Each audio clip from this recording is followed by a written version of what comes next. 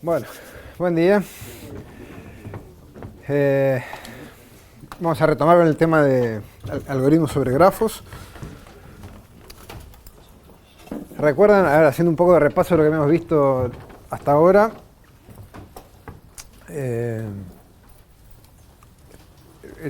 Nuestro primer interés era encontrar componentes conexas, o por lo menos, dado un nodo de un grafo, encontrar todos los que están conectados a él. Entonces habíamos hecho un algoritmo muy general, ¿no?, que iba agregando aristas, agregando nodos de uno por vez a medida que encontrábamos, íbamos manteniendo un conjunto R, lo habíamos llamado, y cada vez que en cada paso lo que hacíamos era encontrar un nodo que estuviera adentro, un nodo que estuviera afuera, que estuvieran conectados por una arista, y entonces metíamos este nodo para dentro del conjunto y así íbamos haciendo crecer R hasta que en algún momento ya no podíamos agregar más y en ese punto teníamos la componente conexa del vértice donde habíamos partido. Ya habíamos probado que eso funcionaba, era bastante sencillo. Lo siguiente que hicimos fue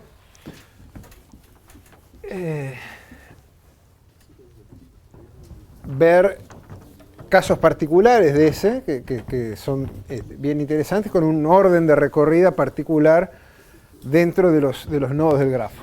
Uno de esos era lo que llamamos Depth First Search, DFS, que se acuerdan que tenía un nodo, partía de ahí, iba a un siguiente que encontraba que se conectaba, y de ahí ya iba a otro, y a otro, y a otro, hasta que no podía más, y recién ahí empezaba a hacer lo que se llama backtracking, ir para atrás, hasta ver desde dónde puedo retomar, ¿no? Esa era una posibilidad.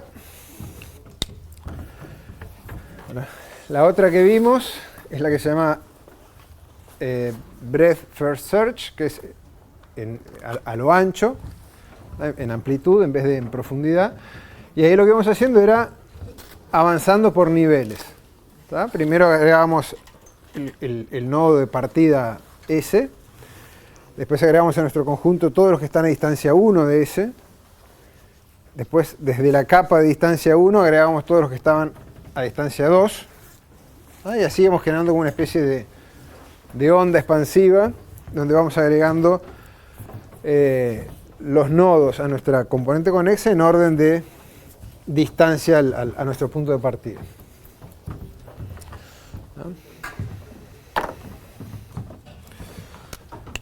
Entonces, para tenerlo escrito, vamos a repasar cuál era ese algoritmo. Lo hemos llamado BFS, partido de un cierto nodo S. Y habíamos dicho, vamos a ir manteniendo, primero en un arreglo,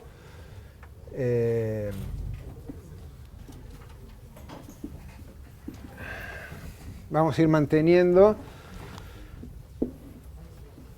cuáles son los vértices que ya fui incluyendo, los que ya descubrí. Esto lo habíamos dicho, bueno, esto va a ser true para U igual a S y false para U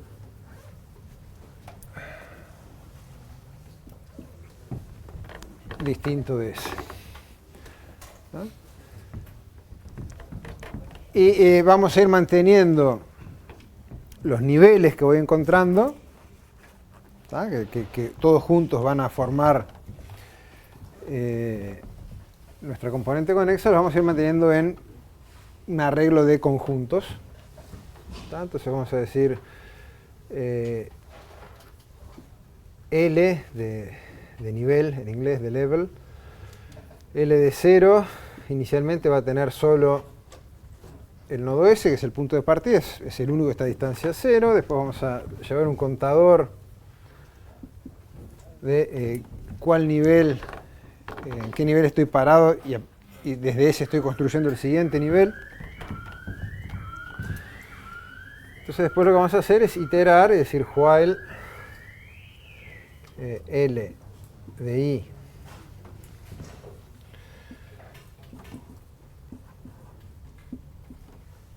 no está, vamos a suponer no es vacío, estos no cambian.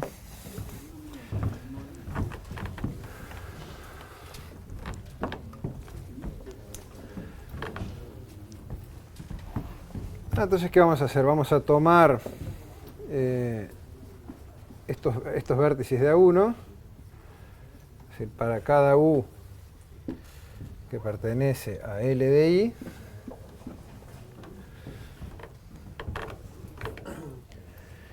entonces voy agarrando los nodos que están en el nivel I y voy a ver sus adyacentes y todos esos están, o ya los descubrí, o están en el siguiente nivel, que es el L sub I más 1. Entonces vamos a hacer para cada V adyacente a U,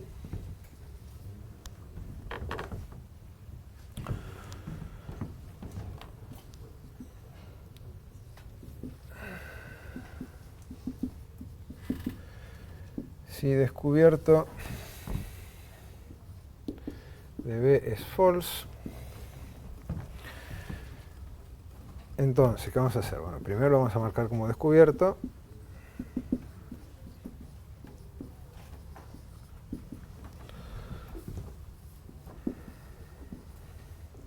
Vamos a agregar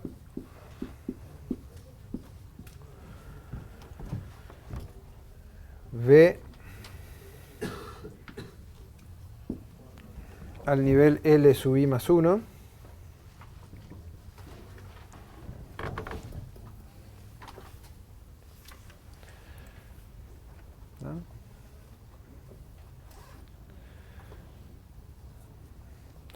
Este L sub I más 1 habría que crearlo en algún lado, ¿no? O los creo todos al principio o los puedo ir creando acá.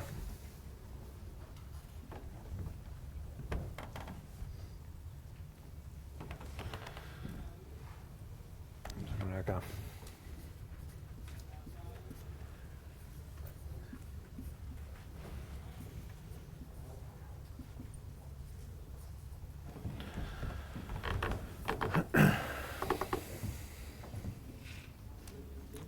Agregamos B a L sub I más 1. Y además en general también nos interesaba ir creando lo que llamamos el árbol de recorrido. En este caso sería un árbol BFS. Y para eso manteníamos quién era el padre de cada quien en el árbol a medida que lo íbamos descubriendo. Entonces en este caso hacíamos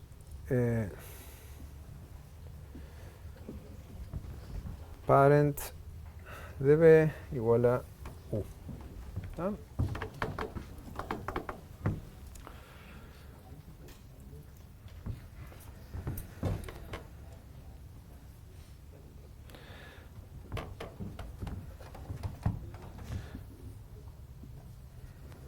Cuando termino de recorrer todos los nodos que están en el nivel I y recorrí todos los adyacentes a ellos, lo que hice fue construir todos los que están en el nivel I más 1 y paso, entonces incremento la variable I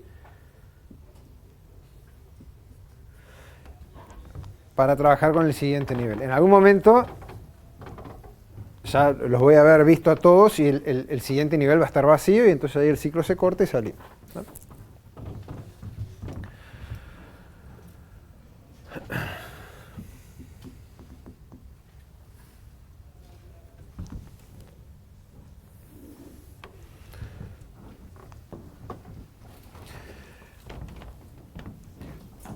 Esta es nuestra primera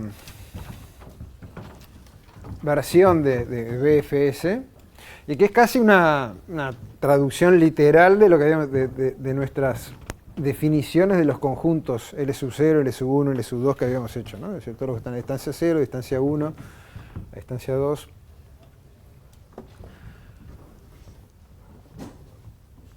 Ahora, cuando uno lo piensa un poco,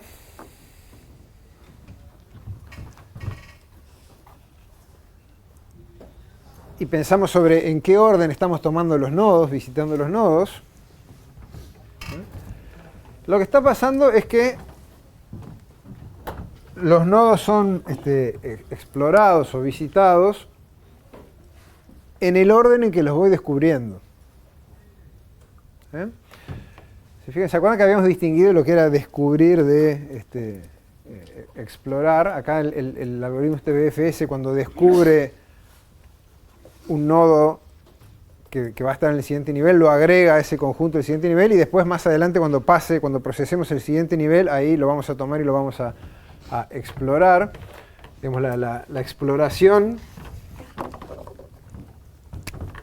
de un nodo sería en este paso, ¿no?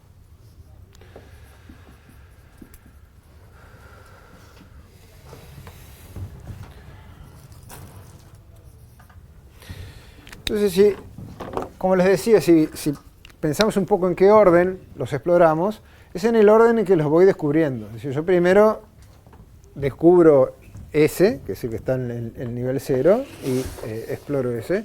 A partir de ahí descubro los que están en el nivel 1, a distancia 1, y esos son los siguientes que voy a explorar, y cuando esté explorando esos voy a descubrir los que están en el siguiente nivel, y esos son los próximos. Entonces, en realidad todas estas estructuras las podríamos simplificar, porque lo único que necesitamos saber es en qué orden lo fui descubriendo. Entonces, en vez de tener conjuntos L1, L2, L3, lo único que podría hacer es tener una única cola donde voy metiendo los vértices, los nodos, a medida que los voy descubriendo.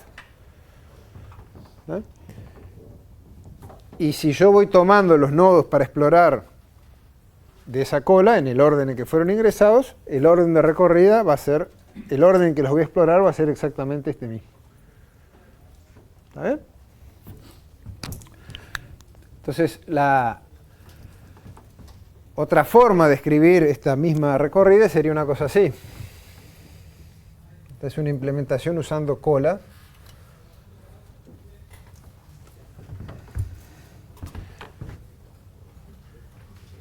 Haríamos lo mismo acá, descubierto.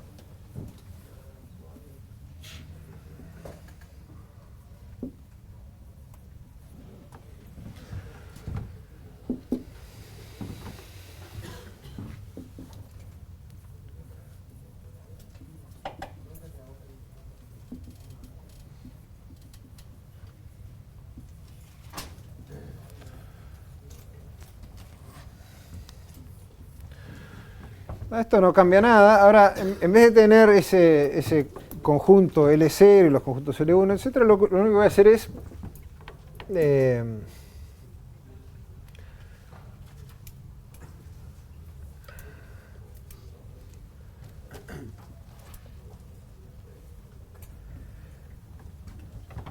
crear una cola, llamémosle C,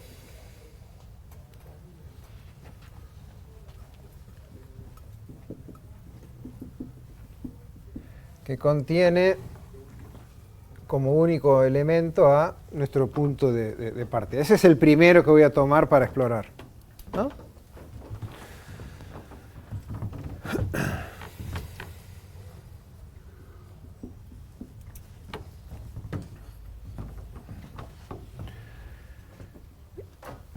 Y después nuestro ciclo lo que va a hacer es iterar mientras siga teniendo nodos que todavía no explore, que son los que están en la cola.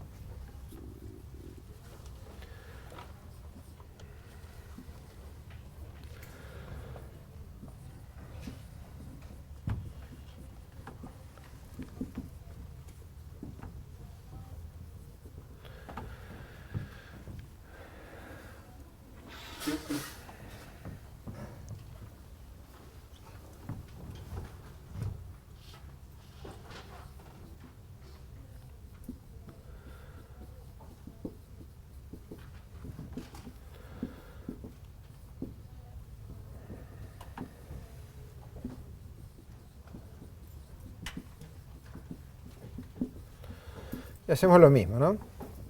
Pregunto, recorro los adyacentes de U, ese es el nodo que estoy explorando, y busco descubrir nuevos nodos ahí, es decir, nodos que descubierto está en false, pero esto es descubierto de B. ¿Era eso? Si descubierto de B es false, entonces lo pongo en true. En vez de agregar al siguiente nivel, directamente agrego en la cola C. Como yo voy en la cola, el primero que saco es el primero que puse, como los que voy a agregar en la cola son los de nivel posterior a donde estoy ahora, eso automáticamente el efecto que va a tener es que voy a ir procesando los nodos por nivel, justamente porque los voy descubriendo por nivel y agregándolos en una cola y los voy a tomar en ese orden. Entonces este paso sería agregar B a la cola C.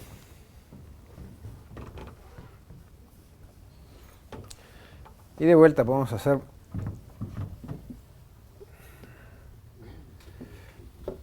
parent de B igual a U. ¿No?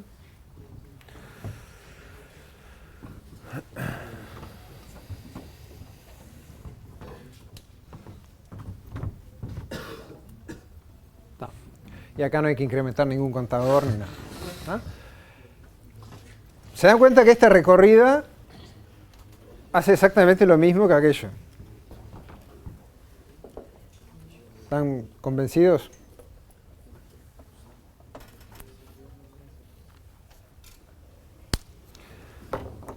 La exploración del nodo U sería acá, ¿no?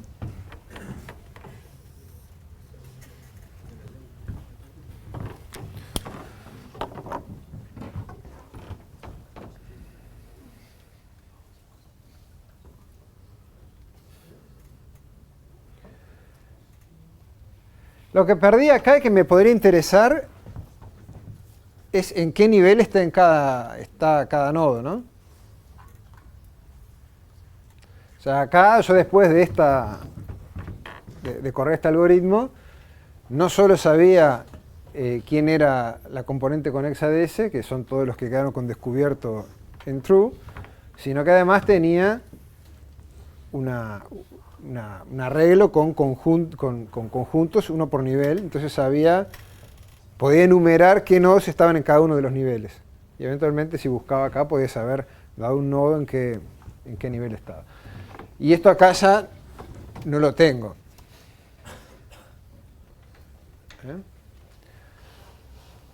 Puedes guardar en un arreglo igual, ¿no? Podría. O sea, podría tener un arreglo, yo sé, level o nivel. Vamos a poner el level para que coincida con la L aquella. Y ¿qué hago con level? Inicializás en 0 fuera del while. ¿Para todos? Sí. Bueno.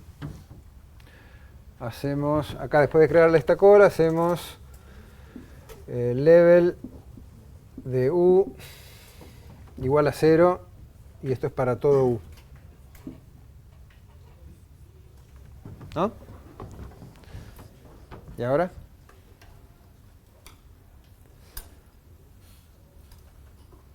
Ya tenemos dónde guardarlo. ¿Y ahora qué hacemos?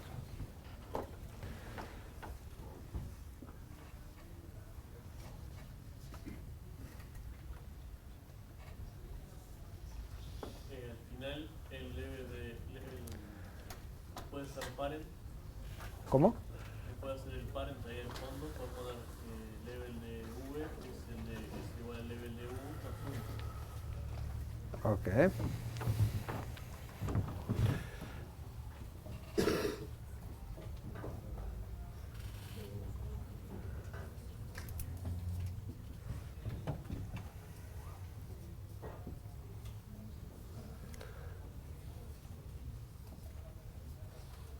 Pero ahí te quedarían dos por nivel. ¿En serio?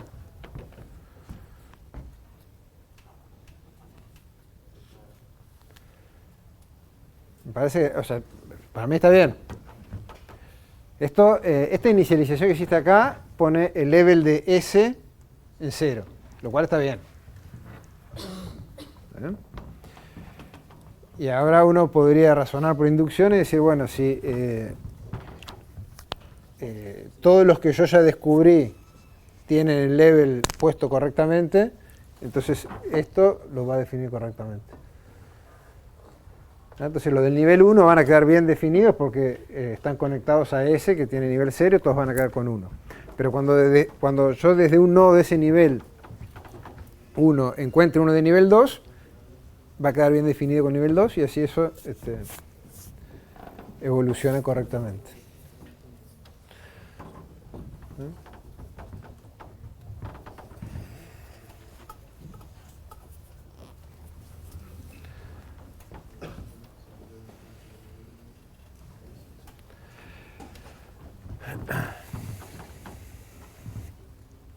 Así que bueno, ese problema se soluciona fácil. Y ven que esta implementación es bastante más directa que aquella. Y usa menos estructuras de datos, te parece más sencilla. ¿No? Y esto de alguna manera refleja algo que nos pasa habitualmente, que es que uno comienza a diseñar un algoritmo con una idea. ¿No? En principio aquello era casi como les decía, casi una traducción de la formalización que hicimos del problema, ¿no? Definimos qué son esos niveles y aquello surge casi inmediatamente. Y después de que uno tiene una primera aproximación, piensa un poco sobre eso, ¿no? Lo empieza a analizar y entiende cuáles son los elementos esenciales de ese algoritmo y eso puede llevar a alguna simplificación como este caso.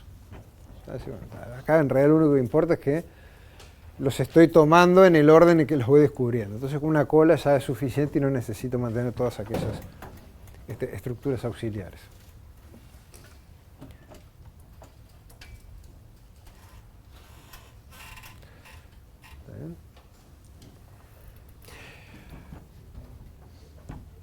Y con DFS, la recorrida en profundidad.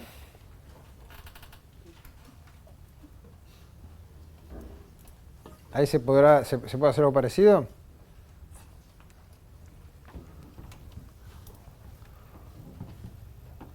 Con una pila, capaz. ¿Con una pila? ¿Quién fue?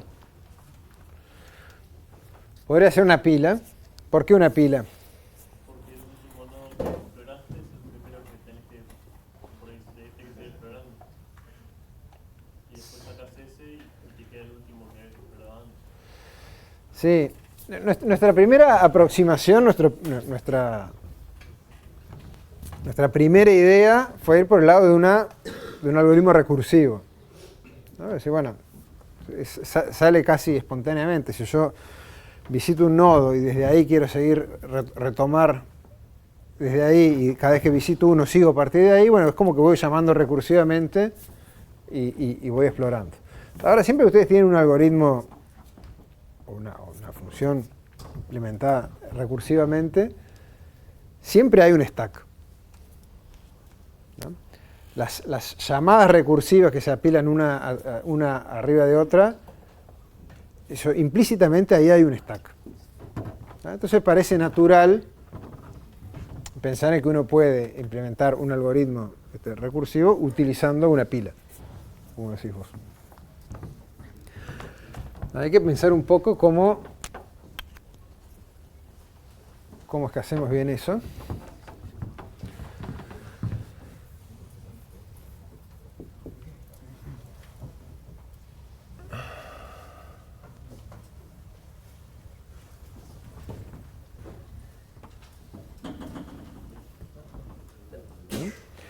En las llamadas recursivas se da una llamada recursiva y otra y otra y otra. Y esa anidación de llamadas es nuestra pila que nos dice después de dónde volver. Cuando yo empiezo a volver de esas llamadas, cuando regreso a un nodo, ¿no? Desde ahí voy a continuar con sus vecinos. ¿No? Eso es lo mismo que tendría que lograr acá.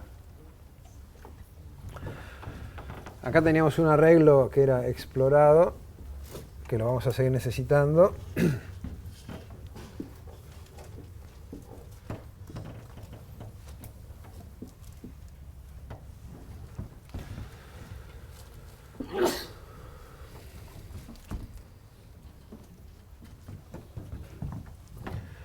Entonces acá en vez de crear una cola, lo que vamos a hacer es crear una pila.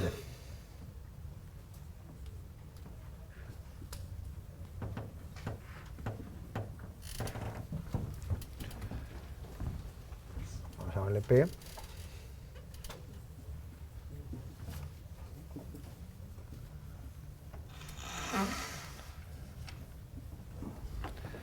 Digamos que la pila contiene S, ¿verdad? Que va a ser el primer nodo que voy a explorar.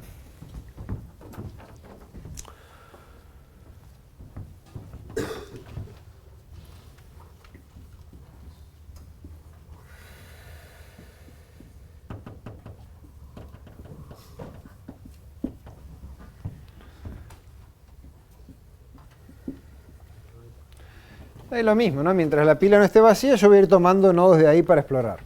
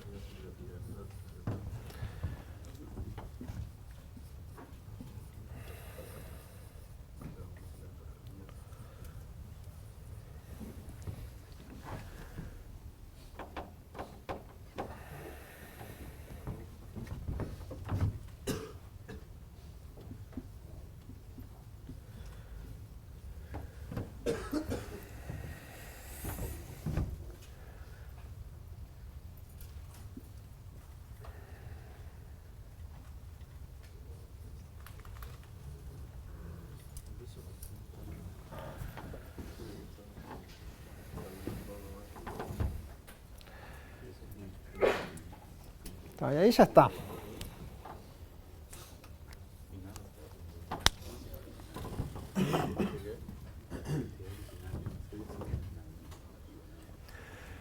Entonces, ¿cómo funciona esto? Nuestra pila P va a tener los nodos que yo potencialmente voy a explorar, ¿no?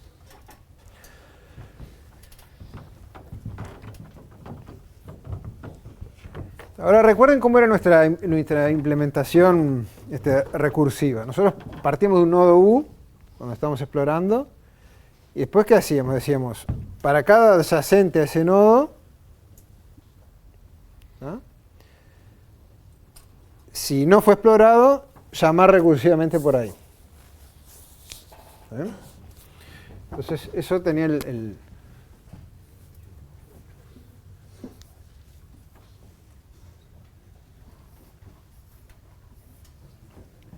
efecto siguiente, ¿no? Si yo me paro acá, decía, bueno, voy a mirar todos sus adyacentes, ¿tá? Este y este en este caso. Esa iteración va a iterar sobre estos dos, ¿tá? Que en principio ninguno todavía fue explorado, ¿tá? Yo estoy partiendo de acá. Entonces, bueno, voy a llamar recursivamente para uno, En este caso va a ser este va a seguir y va a llamar recursivamente para este va a seguir y va a llamar recursivamente para este. Cuando vuelva de toda la recursión y llegue de vuelta a la llamada original de acá, estaba en un ciclo iterando sobre todos sus adyacentes, de los cuales había procesado solo este. El siguiente paso es decir, bueno, ahora voy a ver mi siguiente nodo adyacente, pero cuando llega voy a decir, no, este ya fue explorado y no lo voy a tocar. ¿Por qué ya fue explorado? Porque cuando llamé recursivamente por acá, dio toda la vuelta con nuestras llamadas recursivas una tras de otra hasta que ya llegó a y lo visité primero desde un hijo que desde mí mismo como adyacente. ¿Está bien? Entonces, eso mismo estamos reproduciendo acá. Yo saco un nodo de esa pila, digamos, por ejemplo, el primero de acá. Este es ese, ¿no? Nuestro punto de partida.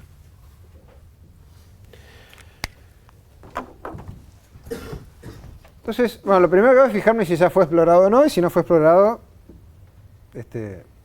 sigo nomás. Pero digo, si ya fue explorado, sigo. Si no fue explorado, entonces lo marco como explorado en primer lugar. Y después agarro y me fijo quiénes son todos los adyacentes. ¿Tá? En este caso serían este y este. ¿Tá? Y los agrego a la pila. ¿Tá? ¿Eso qué quiere decir? Estos son mis adyacentes. En algún momento voy a ir para ahí y tratar de recorrerlos. ¿Tá? No sé si eventualmente yo voy a terminar siendo el padre de esos adyacentes míos, porque capaz que pasa toda esta vuelta y lo visita antes. Pero yo los agrego a la pila. ¿Bien? Entonces, en la siguiente iteración, siguiendo este ejemplo, ahora hacemos un poco más detallado. En la siguiente iteración, yo metí en la pila estos dos, que fueron sus adyacentes, tomo uno de ellos, ¿tá? Y de vuelta lo mismo, voy a mirar sus adyacentes y los voy a meter en la pila, y de los voy a meter en la pila, y como justamente voy tomando en ese orden, cuando después siga sacando elementos de la pila, en algún momento voy a sacar esta versión de este nodo que lo agregué por ser adyacente de acá, lo voy a sacar de la pila, voy a decir ya fue explorado, entonces lo desecho. ¿No? Entonces el comportamiento es claro, diferente al de esta cola. En la cola de BFS, fíjense que nunca aparece un nodo más de una vez. Yo no tengo múltiples copias de un nodo en la cola esta. Los voy agregando a la cola a medida que los descubro y después de que los descubrí no los agrego más ahí. Entonces cuando tomo un elemento de la cola ya sé que es para explorarlo. ¿Tá? Que es la exploración acá. En la implementación de DFS con Stack eso no es así. O sea, yo agarro mis adyacentes y los tiro a la pila. ¿Está bien? Si algún descendiente en el árbol vuelve a poner ese mismo nodo en la pila, justamente por cómo funciona la pila, que lo último que puse es lo primero que saco, entonces la versión de los descendientes es la primera que va a salir de la pila. Entonces en esta pila puede haber múltiples, cada nodo puede estar múltiples veces. Cada vez que es adyacente de alguien se pone en la pila.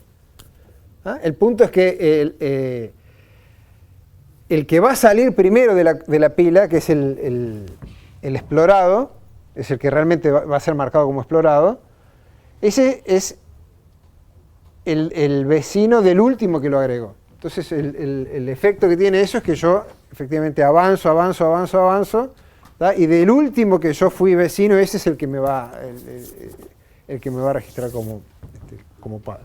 ¿Tá? Entonces, esto genera una recorrida DFS. La pregunta entonces es cómo definir, lo que no es tan claro acá, por lo menos a priori, es cómo definir quién es el padre. ¿Bien?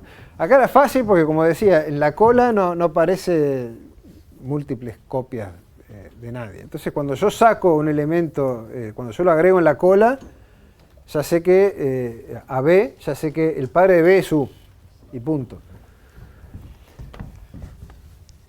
En DFS implementado con stack, yo cada nodo B lo puedo agregar muchas veces al stack, ¿tá? Como potencialmente hijo de varios. De esos solo va a sobrevivir el último que lo agregó.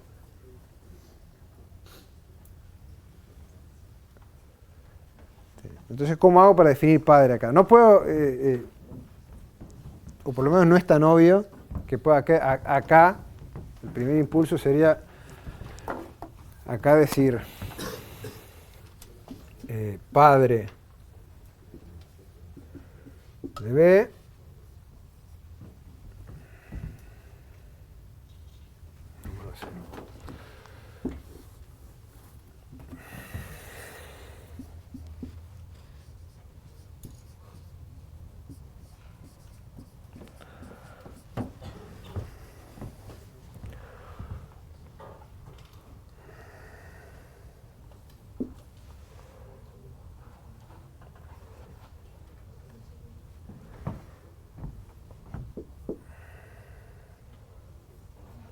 Entonces sería lo primero que uno, el primer impulso sería decir esto, ¿no?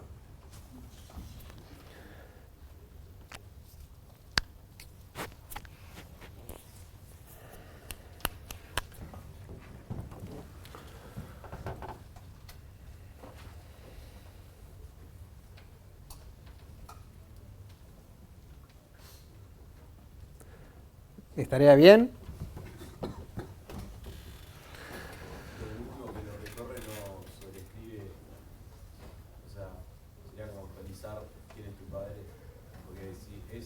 A los dos tienen como padre S, pero después cuando recorre el primero que para stack, va y avanza al siguiente y después como que le sobreescribe. Sí, está claro que acá va a haber sobreescrituras porque como justamente cada nodo B se puede agregar múltiples veces al stack, cada una de esas veces voy a estar reescribiendo quién es su padre. La pregunta es de cuál de todas esas veces, con cuál de todas esas veces me tengo que quedar.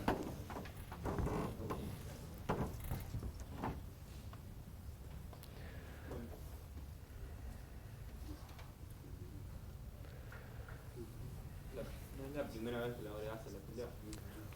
La primera, por ejemplo, en este ejemplo, Ahí pones que el data, ponele, ese es el padre.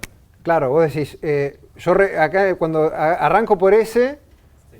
recorro, estos son sus adyacentes y los agrego a la pila, entonces diría así, bueno, la relación de padre es así. ¿Ven? Claro, pero eso fíjate que no estaría bien. Porque en la recorrida de FS, como realmente transcurre, yo arranco de S, recorro uno, después recorro otro, después recorro este, y ahí se acabó. Entonces, la relación de padre que yo quisiera que realmente quedara sería esta.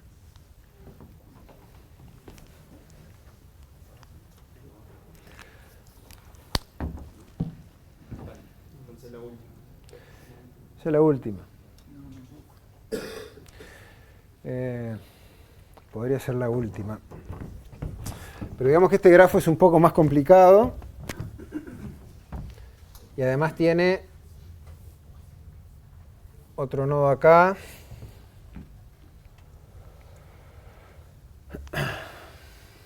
Y otro nodo acá.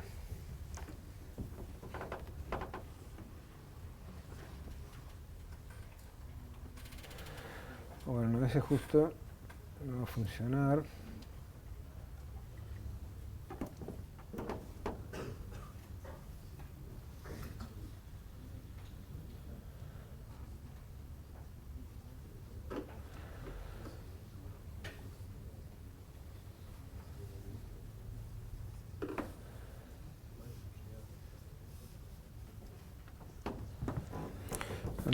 Vamos.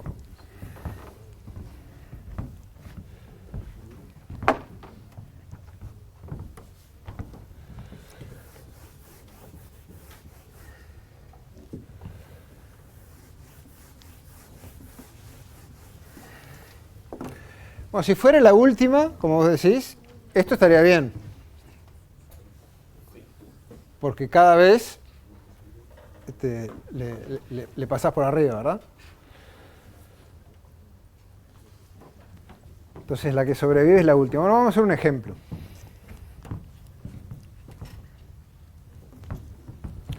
A ver cómo queda esto. Si yo escribo acá, ¿se ve o no se ve nada ya? ¿O ven? Mejor no. Si escribo acá, ¿está bien? ¿Sí? Yo voy a borrar acá.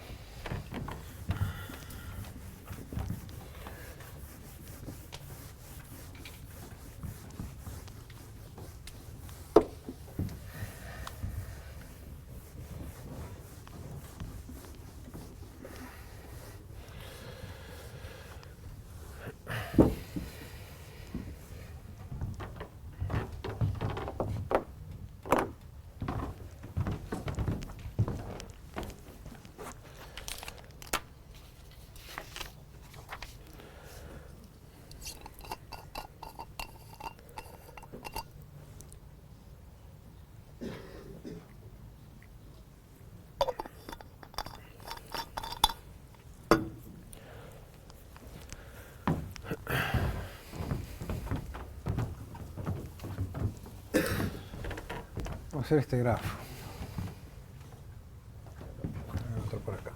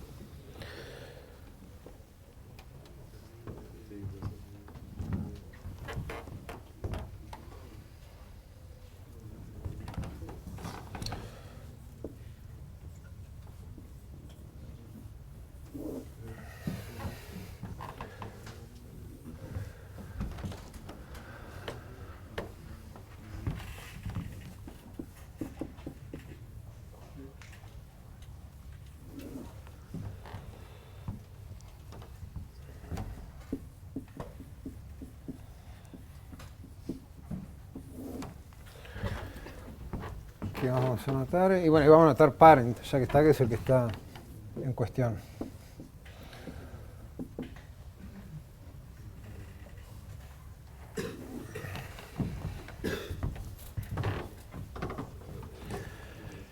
Digamos que corremos de fs a partir de 0. Y vamos a ir haciendo paso por paso a ver cómo funciona este, que me parece que es un poco más complicado de visualizar que el de BFS. Entonces, bueno, en la iteración cuando 0 todavía no hubo ninguna iteración completa. Entonces, ¿qué hacemos? Bueno, explorado está todo en false, así que acá no hay nada. Parent, tampoco definimos nada. Y la pila P contiene, a ver, podemos anotarla así, al nodo S. ¿Ven?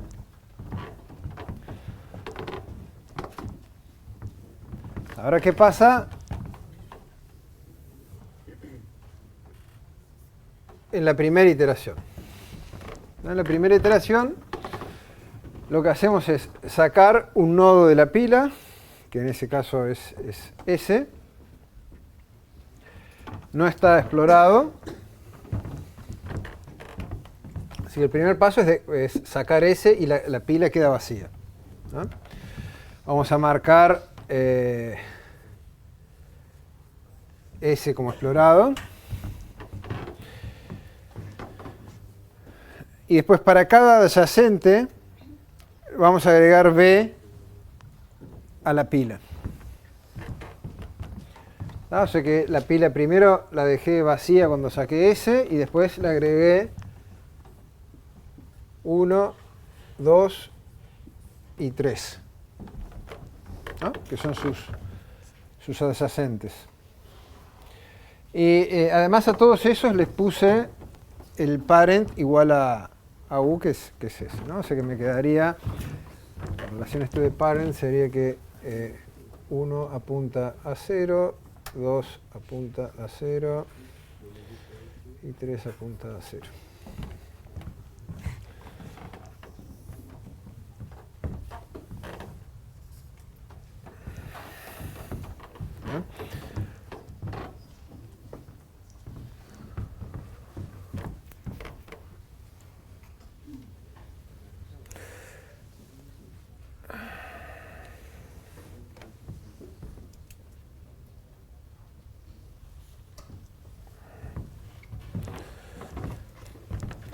¿Qué hacía yo si sacaba pegar el 1, 2, 3? Entonces, quería ver si con este orden funcionaba. Siguiente paso, sacamos un elemento de la pila que va a ser el 3.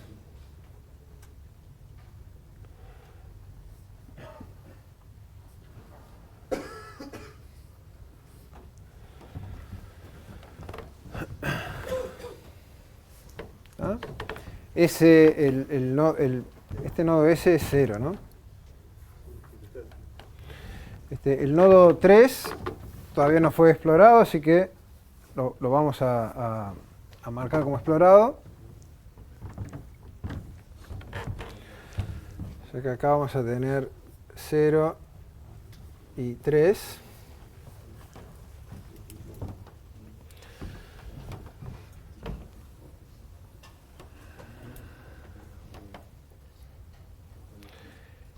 Y después vamos a hacer, para cada B adyacente al nodo 3, vamos a agregar B a la pila. ¿Bien? ¿Quiénes son los adyacentes a 3? Son 0, 1 y 2. ¿No?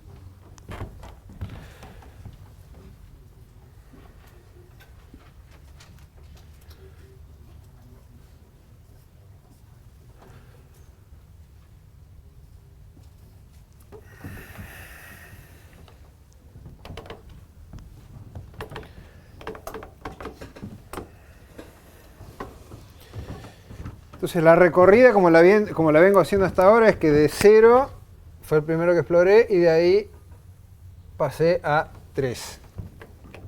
¿Eh?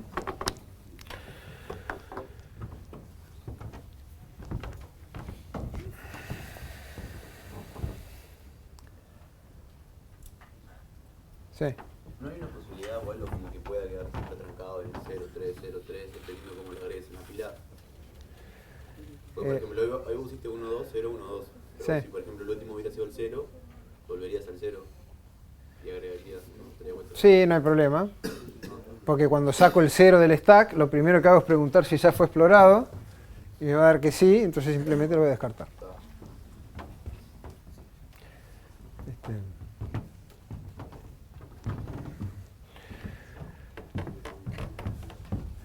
¿Está? Y ahora, de todos estos 0, 1 y 2... 0 no lo apilaría, porque lo apilás cuando... Ah, no. Yo los apilo a todos. Porque el 0 no entra, no se apila solo si... No. Para cada B adyacente agrego la... ¿Ah? Antes de hacerlo padre, ¿qué tendrías que fijar si ya lo exploraste, ¿no? Exacto, eso es... Con el 0 te queda como un padre de 3 y te queda como... Exacto. A eso quería ir con el ejemplo. O sea, acá, si yo fuera a seguir esos pasos de ahí, lo que tendría que hacer es que a 0, 1 y 2 ponerles como que son padres de 3. ¿Ah?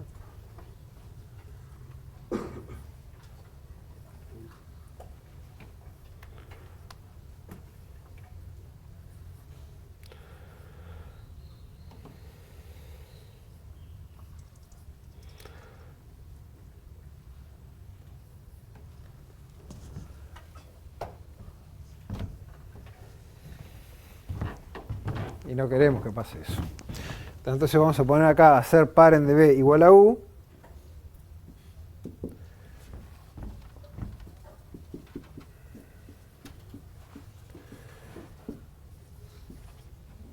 si explorado de B es false.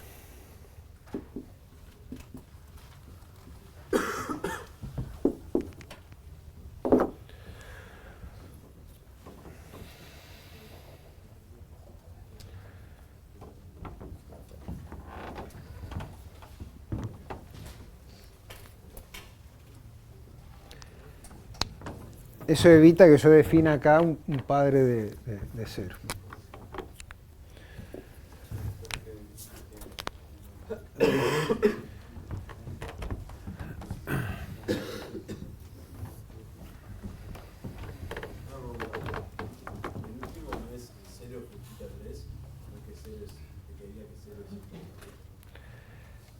No, el padre de 3 es 0.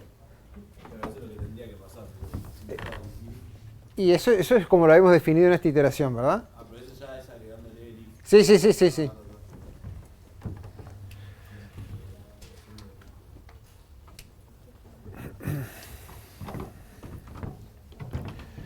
O sea, el 1 y el 2 son adyacentes al nodo 3 que estoy recorriendo, entonces les voy a actualizar su padre. Pero el 3 no es adyacente de sí mismo, así que ese lo dejo como estaba, queda en 0. Entonces ven acá cómo la relación esta de padres se actualizó, ¿no? En principio, cuando yo exploré el nodo 0, dije, bueno, todos estos, el 1 y el 2 y el 3, están conectados a mí, así que en principio yo voy a ser el padre de ellos. ¿No? Pero después cuando sigue la recorrida, resulta que llego a ellos por otro lado, entonces ahí quién es el padre se actualiza. Cuando yo vuelva en el stack a recorrer esos vecinos del 0 que los agregué en su momento, voy a chequear si ya estaban explorados y si ya están explorados y los voy a descartar. Entonces sigamos con la siguiente iteración, la iteración 3. Lo primero que tenemos que hacer es tomar un elemento del stack. Así que esto me va a quedar 1, 2, 0, 1. Saco el 2 de ahí.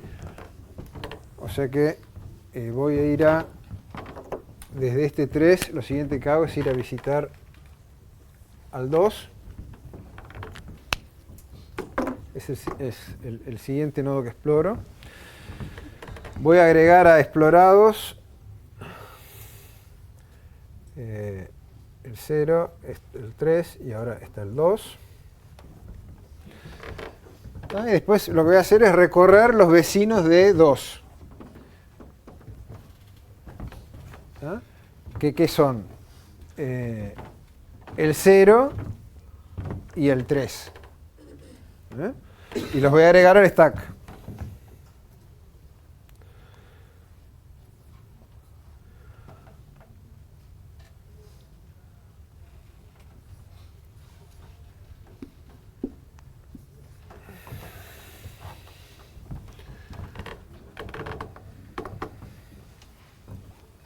Así que agrego el 0 y el 3. Y tendría que actualizar las relaciones de padre de 0 y de 3. Pero tanto 0 como 3 ya fueron marcados como explorados, así que no los voy a actualizar a ninguno de esos. ¿Bien? En particular, fíjense que si no hubiéramos puesto este if, acá hubiera actualizado el padre de 3 y lo hubiera puesto apuntando a 2. Y eso está mal. Porque el padre de 3, a 3 ya lo exploré, vine desde 0, así que el padre de 3 es el 0. Entonces ese if ahí realmente está jugando un papel. Lo que tengo que hacer es quedarme con el último padre, el último vecino que lo agregó al stack, antes de que haya sido explorado.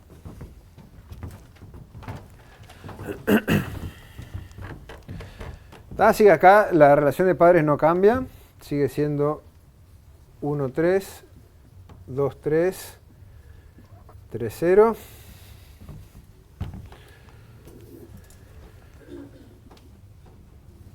En la iteración 4, ¿qué hago? Saco 3 del stack.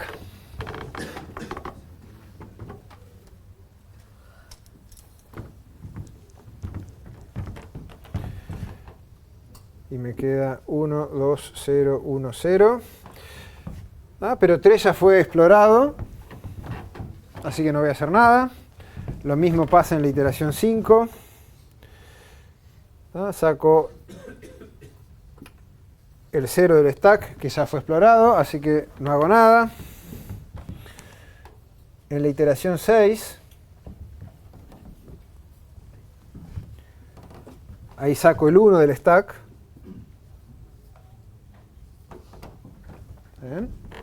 Ahora sí, el 1 no fue explorado todavía. Y lo agrego.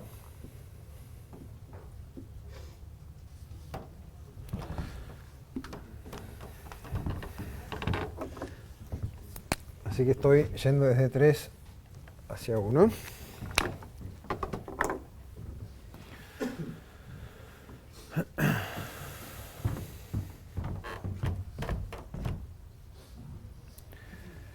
Y recorro los adyacentes a 1, que son el 0 y el 3, los agrego al stack.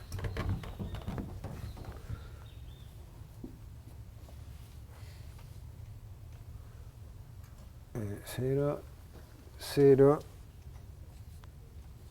y 3.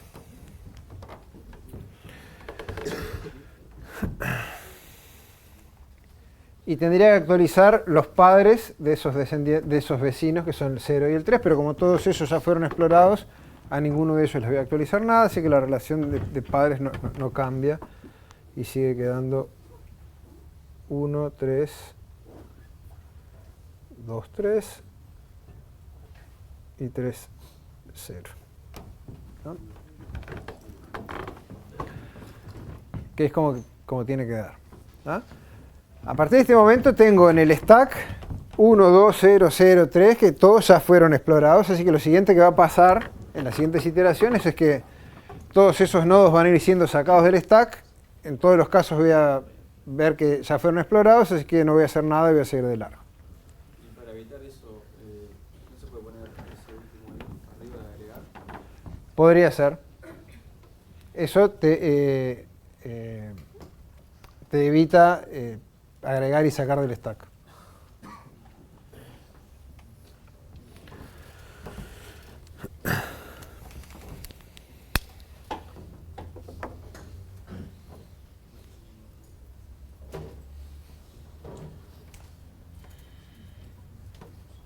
No te evita de todos modos este if. Este lo tenés que seguir haciendo.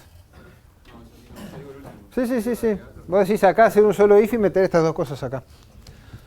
Sí. Esto si querés está puesto así porque o sea, si no te interesa tener los padres, por ejemplo, y solo querés hacer la recorrida. Pero la recorrida, ¿para qué lo quieres agregar? Si... Ah. Ya está visitado. Sí, es lo mismo. O sea, va a funcionar igual. ¿Tá? Pero el algoritmo así te queda escrito más compacto y no tenés que agregar más if de los que ya están. ¿No? Pero sí, si vas a tener este if acá, estoy de acuerdo. Puedes poner este if englobando las dos cosas y directamente no lo agregas al stack.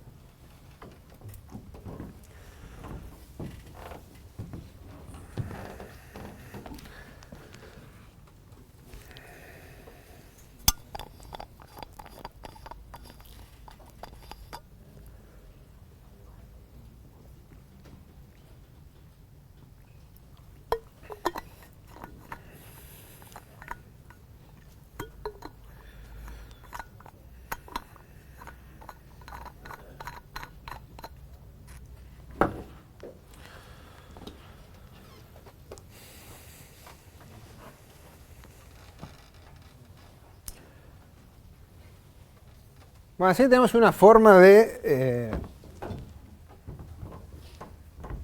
encontrar, dado un nodo S, cuáles son todos los que están conectados a él. ¿Cuál sería el tiempo de ejecución de estos algoritmos? ¿Tá? Cualquiera de ellos.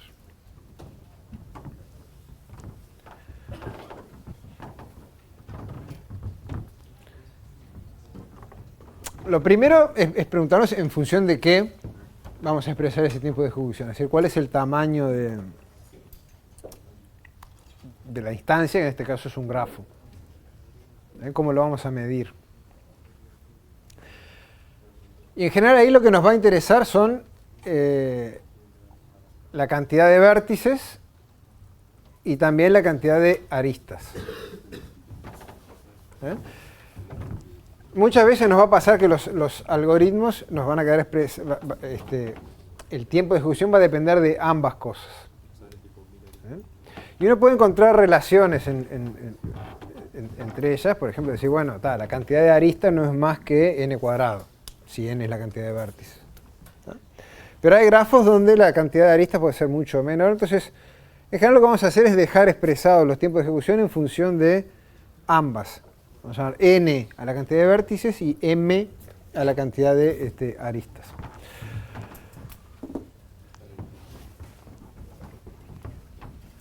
Ahora, ¿cuál sería el tiempo de ejecución de este algoritmo? Del BFS. Bueno, esto tiene un ciclo, en realidad 2 ciclos. Uno que itera sobre la cola y otro que itera adentro sobre los adyacentes de cada vértice que saco. Así que lo primero que tendríamos que ver es, bueno, ¿cuántas iteraciones puede haber ahí? ¿Cuántas iteraciones va a haber de este primer ciclo?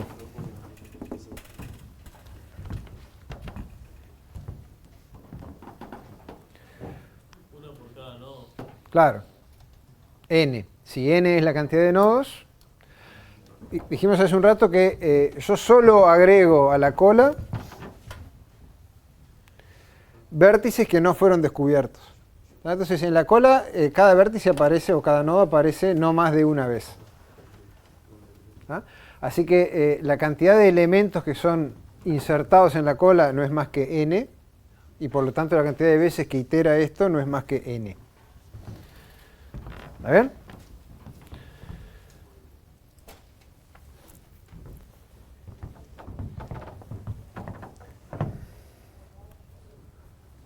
Y este otro, el ciclo de adentro, ¿cuántas veces itera? Itera tantas veces como adyacentes tenga el nodo U. ¿Está bien? Que eso, tenemos una notación para eso. El grado de U. Que es el grado de U, que es, lo denotábamos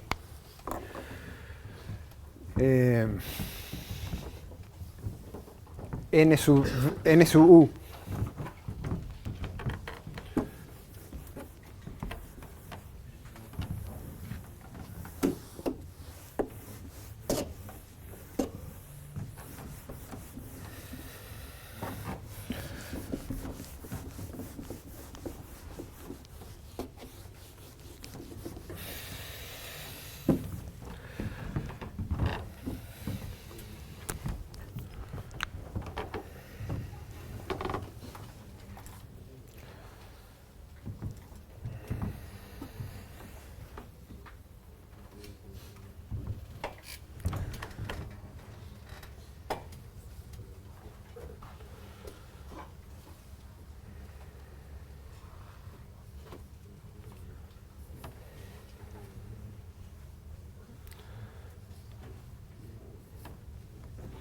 Vamos a llamarle ciclo 1 y ciclo 2, esas dos cosas.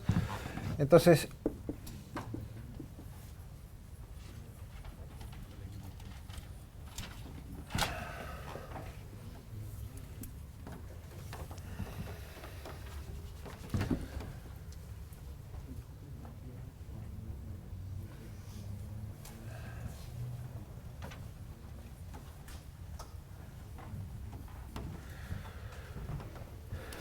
eso no es más grande que n.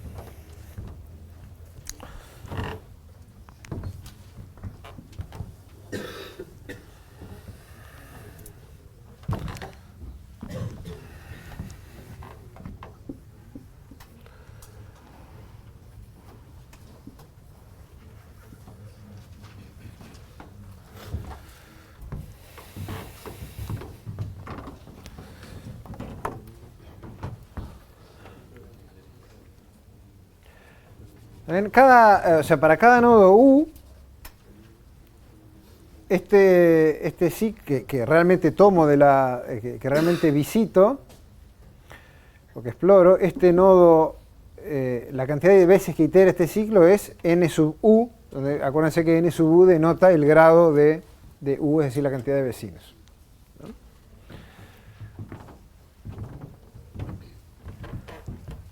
¿Por qué no tiene por qué ser igual? Y dije, no es mayor.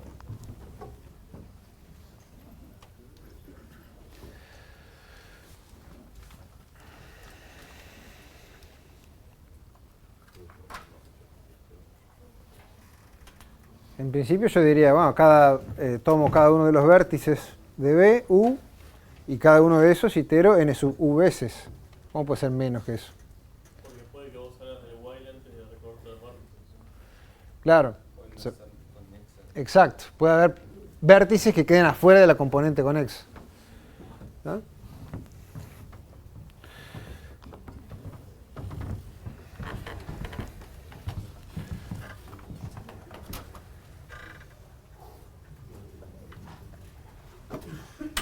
Vamos a anotar acá entre paréntesis.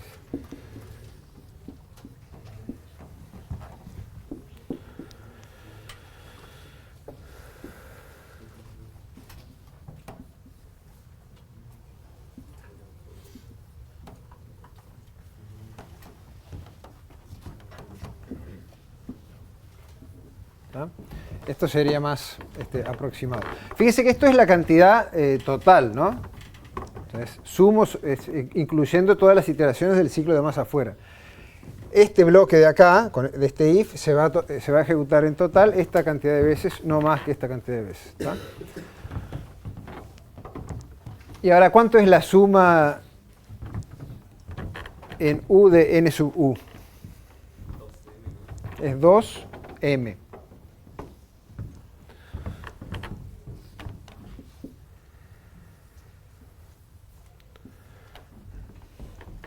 ¿Tá? ¿Lo tienen? ¿Tá? ¿Por qué? Porque en esta suma, cada arista del grafo le estoy contando dos veces, ¿no? Si yo tengo una arista que une U con B, cuando en esta sumatoria paso por U, ahí sumé una vez esa arista, la conté una vez como uno de los adyacentes, y cuando paso por B, también la conté para el otro lado. O sea que cada arista contribuye dos veces a esta suma, en dos unidades a esta sumatoria. ¿Bien? Así que esta suma es 2m, donde m es la cantidad de aristas del grafo. ¿Ah? Eso acuérdense porque lo van a usar a cada rato.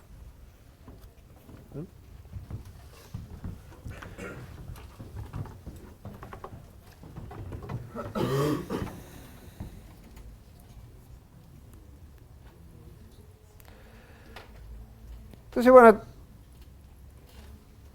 tenemos acotada y más o menos caracterizada cuántas veces se repiten estas cosas. Lo que tenemos que ver ahora es estos pasos que están acá, cuánto tiempo llevan. ¿Cómo?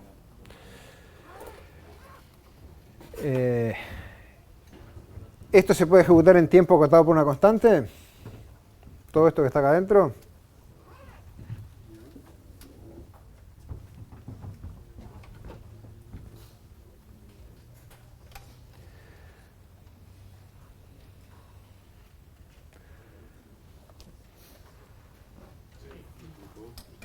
Sí, ¿no? O sea, estos son simplemente asignar un elemento en un array, eso es O de 1, asumiendo, claro, que los vértices, como hemos hecho también con el algoritmo de Gale-Shapley y en general lo vamos a estar haciendo, vamos a mapear nuestras entidades, en este caso nodos, a números naturales en 1 a n, ¿no? Entonces, con el número de vértices ya puedo acceder a un array en tiempo O de 1 y definir esto. Entonces, si esto es un arreglo y los vértices los tengo numerados de 1 a n, esto lo hago en O de 1. Tiempo acotado por una constante. Agregar B a C donde C es una cola. Bueno, eso depende de cómo sea mi implementación de C. Pero uno puede decir, bueno, si la cola la implemento, por ejemplo, con una lista encadenada, esto tiene O de 1.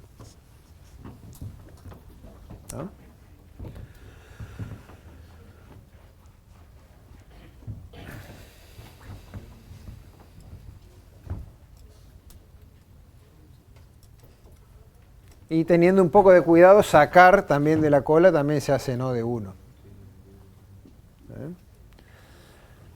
Teniendo algún puntero al final.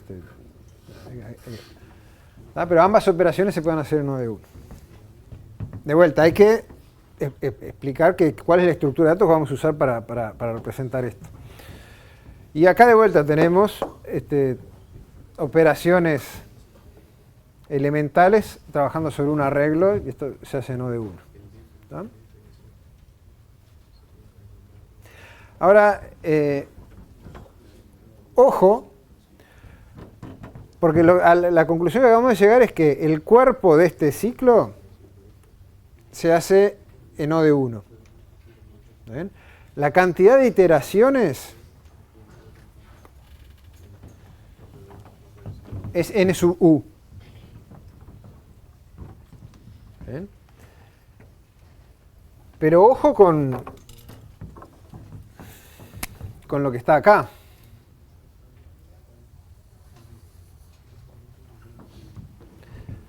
O sea, evaluar la condición de un ciclo, o iterar, o obtener el siguiente, o lo que fuera, es parte de las operaciones que hay que hacer dentro de una iteración de ese ciclo.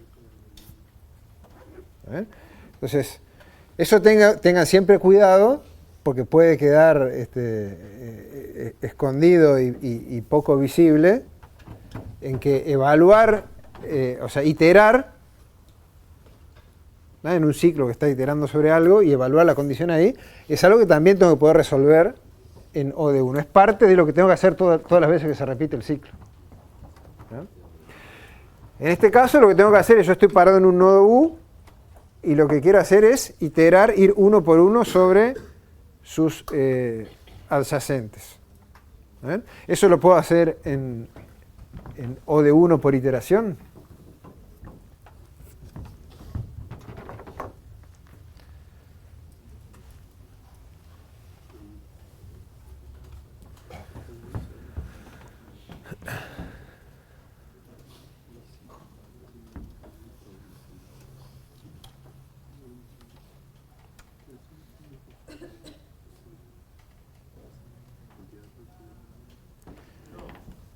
¿No? Porque en el peor de los casos, si fueran todos con todos, podría usarlo n-1 veces. Sí. Si fueran todos con todos, lo que n sub u sería n-1 y está. Pero eso no contradice lo que estoy diciendo. O sea, si yo tendría que recorrer n-1 veces. Pero es lo que estoy. Pero está bien, ese ciclo va a iterar n-1 veces y cada paso de la iteración, es decir, pasar de uno al siguiente, me lleva O de 1. No quiero decir que la acumulación de toda la iteración lleve O de 1. Lo que quiero decir es que, mejor dicho, que si vos iterás n veces, toda esa iteración lleve O de n. Es decir, que por iteración, avanzar un paso en la iteración te lleve O de 1. O sea, estoy en un vecino, pasar al siguiente vecino, ¿me lleva O de 1? Esa es la pregunta. ¿Y cuál es la respuesta? Entonces sí. ¿Siempre sí? Depende, Depende de cómo representes el grafo. Exacto. Depende de cómo esté representado el grafo. Depende de qué estructura de datos esté subyacente representando este grafo, a ver si yo realmente puedo hacer eso en O de 1 o no. ¿Con qué representación sí se puede hacer en O de 1?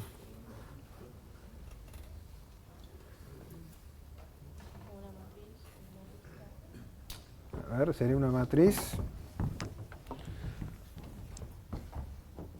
¿Una matriz o una lista? No, una lista. ¿Una sola lista? Había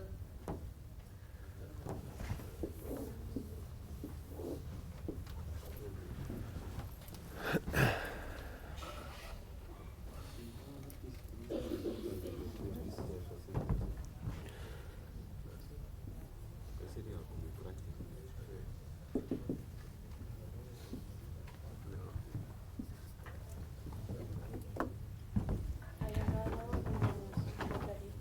La lista de adyacentes. ¿Tá? Esta es una representación de grafo que es una representación de lista de adyacencia.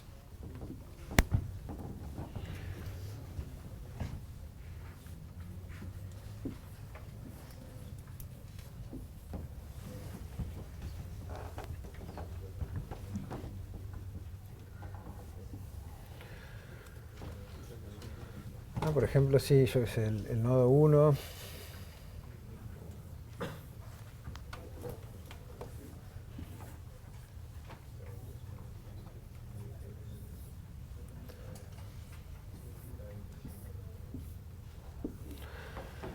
Si fuera así, una cosa así, por ejemplo, el 1 estaría conectado con el 2 y con el 5.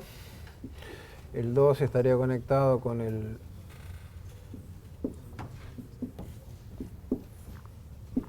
1, con el 3 y con el 4, etc. Entonces, si el grafo está representado de esta manera en memoria, la estructura de datos que estoy usando para representar el grafo es esa, entonces, efectivamente, ¿cómo resuelvo esto? Y bueno, dado el nodo U, que es un número entre 1 y n, accedo al elemento correspondiente dentro de este arreglo. Y este ciclo, que dice para cada b adyacente a u, se reduce simplemente a iterar sobre una lista que tiene n sub u elementos. ¿No?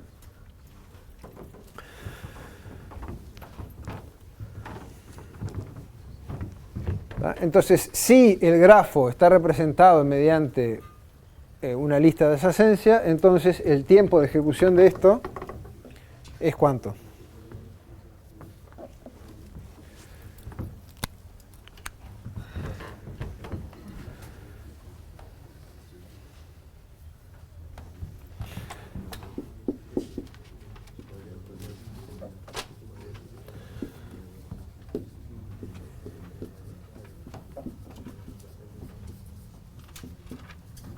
Vamos a llevar m iteraciones todo eso, ¿no? Así que va a ser O de m. Así. Y ya está.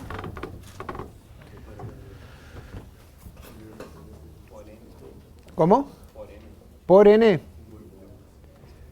Uf, n por m es un montón. O puede ser un montón. O no, fíjate, m podría ser 0.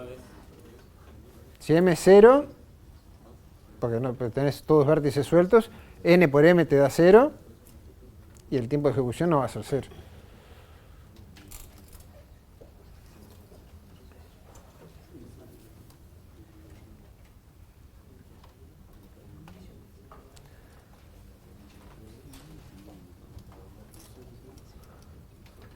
Imagínense ese caso, que no hay aristas. Si no hay aristas, esto de acá no se va a ejecutar nunca.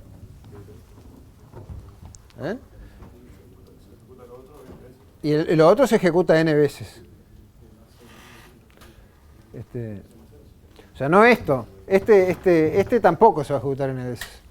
Se va a ejecutar una vez. Porque voy a agregar un solo nodo ahí y después no va a estar conectado con nadie, no voy a agregar nadie más a la cola y va a quedar ahí. ¿Está bien? Pero, por ejemplo, esta inicialización sí me lleva a O de n. Yo ya arranco marcando todos los nodos como no visitados. Eso me lleva a O de n. ¿Está? Así que tengo una etapa de inicialización que me lleva a O de n. Y tengo otra etapa que me lleva O de n más m.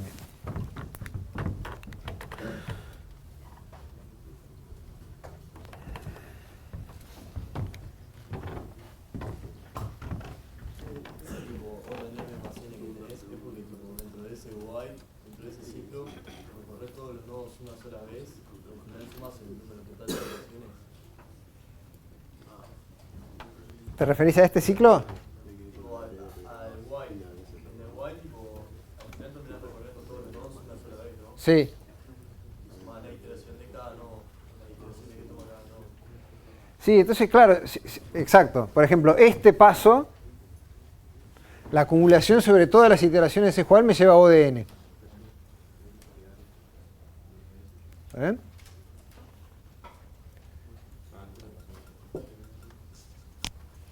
¿Está bien? Este otro paso también me lleva a O de n, este otro paso también me lleva a O de n. O sea que tengo toda acá una serie de pasos que llevan O de n. Este otro paso, yo podría haber dicho,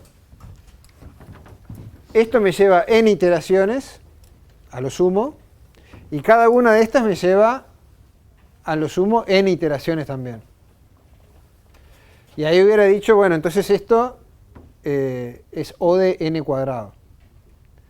Lo cual está bien, no está mal, es O de n cuadrado. ¿Bien? Pero el punto es que m, que es la cantidad de aristas, puede ser mucho más chico que n cuadrado. ¿Bien? Imagínense un árbol, por ejemplo. En un árbol m es n menos 1, es O de n. ¿Ah? Entonces, entonces, esa cota que escribimos ahí, O de m más n, es potencialmente mucho más fina. Nos da más información de cuál es el tiempo de ejecución. O sea, decir que es O de n cuadrado no está mal. Porque es verdad. Pero puede ser gruesa esa cota asintótica. Para grafos que no son muy densos. Donde m es más chico que n cuadrado. Mucho más chico que n cuadrado. ¿Cómo llegamos a esa cota más fina?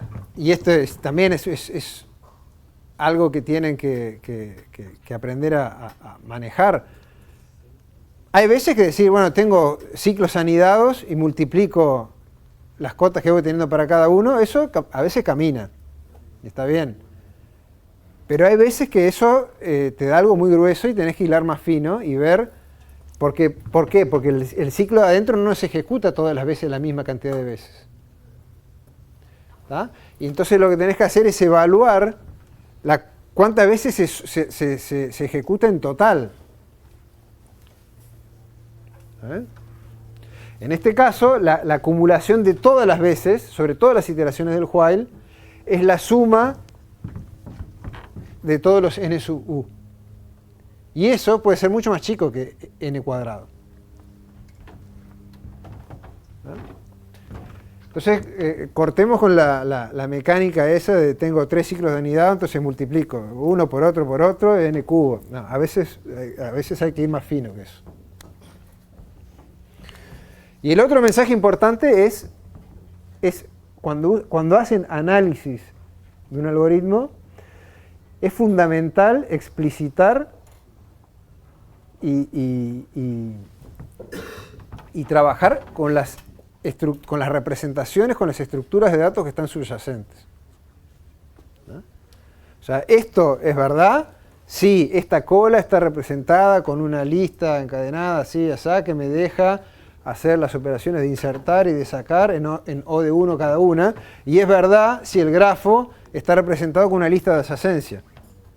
Hay otras posibles representaciones de un grafo, ¿no? Que pueden ser interesantes también y que no cumplirían con aquello. ¿No? Por ejemplo, una matriz. Otra forma de representar un grafo es a través de una matriz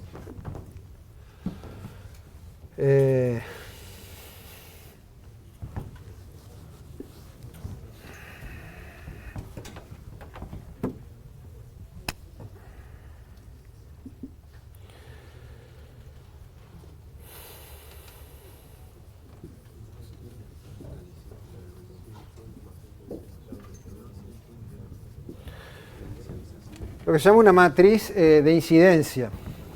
¿Ah?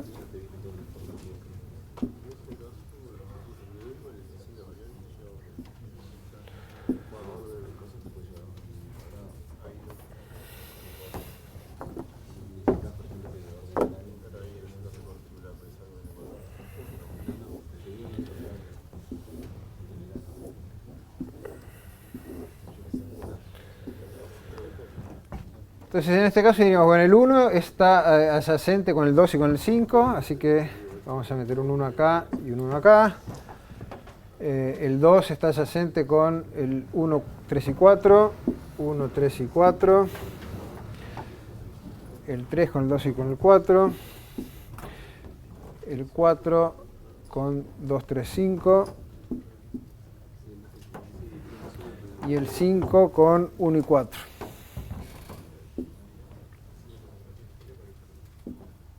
Me tendría que dar una matriz simétrica, ¿no? Si no, me quedó mal. ¿Ah? Esta es otra forma de representar el grafo. ¿Ah? ¿En qué? Me dirán, bueno, ¿por qué no uso siempre esta? Si ustedes usaran esta representación del grafo, entonces ahí ya no es cierto que este ciclo se puede ejecutar en NU iteraciones, en O de NU operaciones. ¿Ah? Sigue siendo cierto que cada una de estas iteraciones se hace en O de 1. Pero ¿cómo hago yo para iterar sobre todos los adyacentes de un nodo si la representación que tengo es esta? Y no me queda más remedio que pararme en el nodo, recorrer toda la fila e ir viendo dónde hay unos y dónde hay ceros. Pero eso me lleva a O de n, aunque tenga un solo vecino o dos vecinos, tengo que recorrerlos todos para saber que hay uno o dos. ¿Ven? Entonces ven cómo qué estructura de datos estemos usando influye sobre cuál es el tiempo de ejecución. Y cuando uno hace análisis de un algoritmo tiene que decir que, bueno, cuáles son las estructuras de datos que están ahí, por qué esta operación la puedo hacer en O de 1 y por qué no. Sí. Cuando haces el análisis también tenés que tomar en cuenta la inicialización, por ejemplo, si tenés que inicializar esa matriz, ¿no? Por supuesto. No, o sea, los datos como vienen dados de entrada, O sea, no. O sea, digo que te vienen los datos de tal forma y tenés que transformarlo de otra forma. Eso sí, porque eventualmente vos podrés decir, claro, a mí si me vienen los datos de esta manera y a mí lo que me conviene es esta otra cosa, entonces yo puedo, en una etapa de inicialización, convertir esto a aquello. Digo, construir esta representación a partir de esta. Igual, en ese caso, construir esta representación a partir de acá me implicaría recorrer toda esta matriz y eso me lleva a n cuadrado. Entonces, si esta es la representación que tengo del grafo, no me queda más remedio que hacer O de n cuadrado de operaciones. ¿No?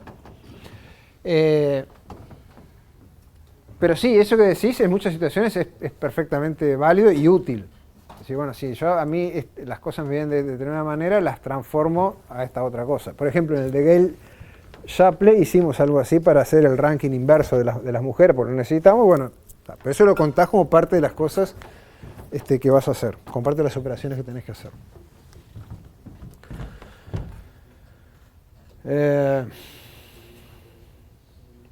Bien, entonces la pregunta es ¿por qué no uso siempre esta entonces?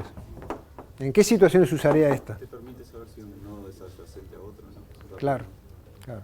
En este caso, si yo tengo dos nodos y quiero consultar si son adyacentes o no, esto con esta representación lo resuelvo en O de 1.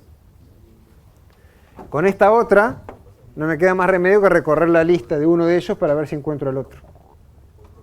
Entonces, depende de cómo sea el algoritmo, a mí me va a convenir o un tipo de estructura u otro tipo de estructura. También difiere en la cantidad de memoria que requiere. Eso es algo de lo que un tipo de análisis que no hemos hecho mucho hasta ahora, pero que también es importante. Esta representación me lleva omega de n cuadrado bits de memoria. Esto potencialmente me puede llevar menos. Si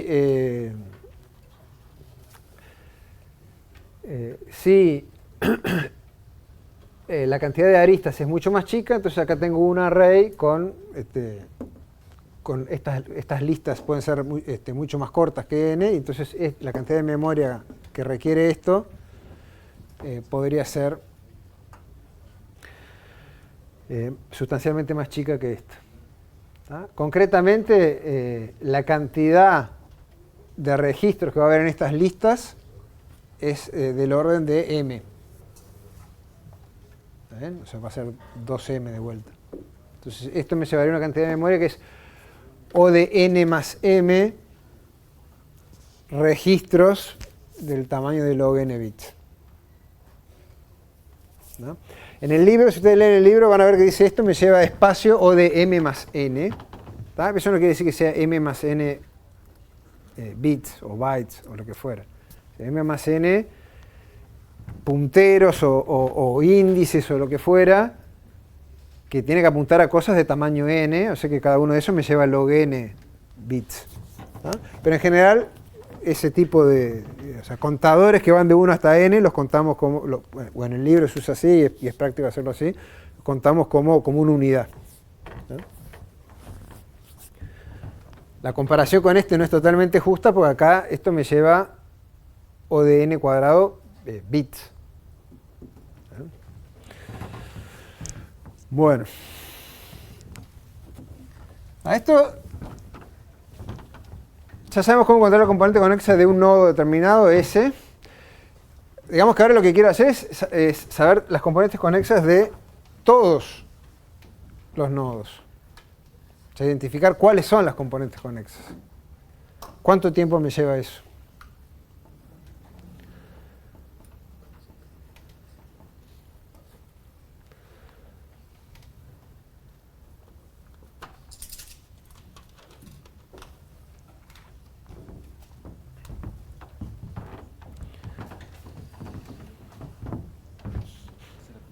¿Se entiende la pregunta? Es decir, ahora yo no tengo el grafo y no es que tengo un vértice y quiero hallar la componente conexa de ese vértice. Quiero hacer toda la descomposición en componentes conexas. Quiero saber cuántas componentes conexas tiene y qué vértices están en cada una. Entonces, bueno, usaría este algoritmo o este algoritmo como un bloque constructivo, ¿no? Pero tendría que probablemente ejecutarlo más de una vez. ¿Está bien? Uno para cada componente conexa. ¿No?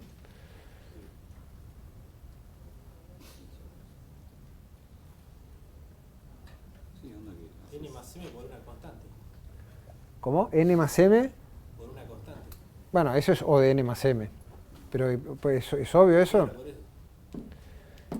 Vos podés tener un arreglo en el cual vas agregando los vértices que pasan en la recorrida. Uh-huh. O sea, es un BFS. ¿Sí? Vos tenés una lista o algo donde tenés todos los vértices que existen en el grafo en realidad. Uh-huh. Y realizás un BFS y cada vértice que vas recorriendo lo quitas de esa lista y está ahí. Cuando conseguís una... Sí, pero ojo porque si cada vértice que vos decís, cada vez que marco uno como visitado o como explorado, voy y lo saco de la lista, pero eso me implicaría ir y recorrer la lista. Pues es otra estructura, un arreglo. Está, un arreglo. Ya, bueno, entonces ahí, ¿cómo haces? Agarrás un nodo, corres BFS o DFS, lo que fuera. Está, en ese arreglo te van a quedar algunos marcados como explorado y otros no. ¿Y entonces? ¿Cómo sigo? ¿Cómo ves al siguiente que después de correr el BFS una vez? ¿Cómo ves al siguiente que quedó explorado? Y si vas haciendo como paralelos, o sea, Ahora vamos de uno, ¿para? ¿Cómo decís? Tipo, tenés tu array explorado con todos los vértices Sí, que hay. sí, Haces BFS por un nodo cualquiera. sí. Te va a dar la componente conexa y después haces BFS en el próximo que no quedó explorado. ¿Pero hay que hacer? ¿Recorrer la red desde el principio? No está, en realidad tendrías que tener un puntero al siguiente que no quedó, al siguiente que no está explorado. Sí, o sea, vas recorriendo la radio, no te quedes sin explorar. Está, y lo vas recorriendo en orden. Está, esa es una posibilidad. O sea, lo podremos hacer. Bueno, vamos a usar o DFS o BFS, cualquiera de esos, ¿no?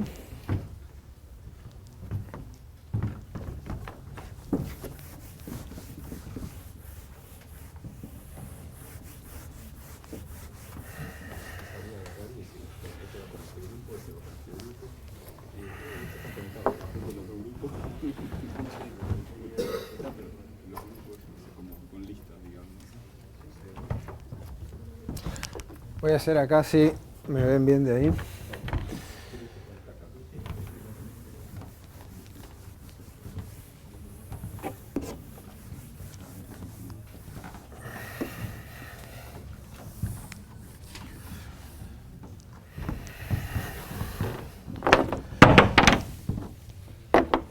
Podría ser así, es decir, primero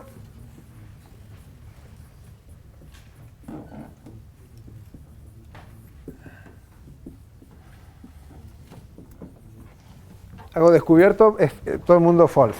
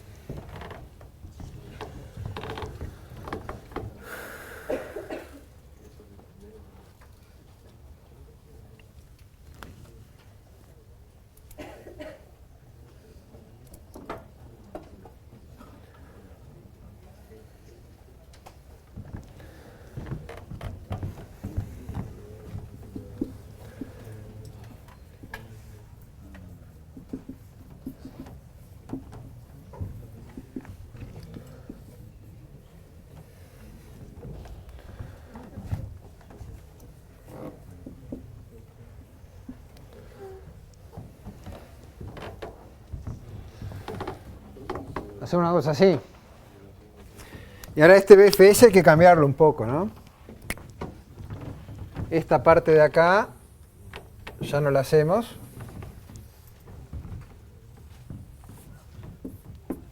Porque viene inicializada ya. ¿Entendés? Si yo cada vez que llamo BFS vuelvo, reseteo todo, no me está funcionando. ¿No?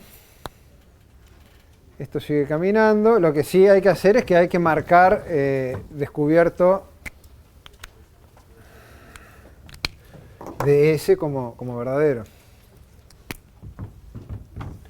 Esto lo reemplazaría por algo así. Descubierto de S igual a true. ¿Ven?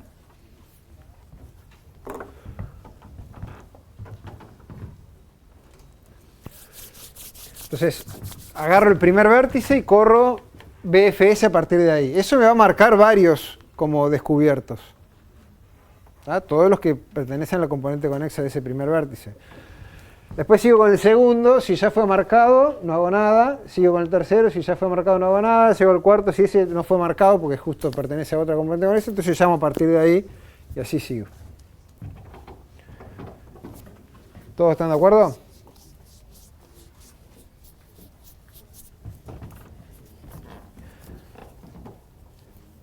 Lo que no me queda ahí en ningún lado es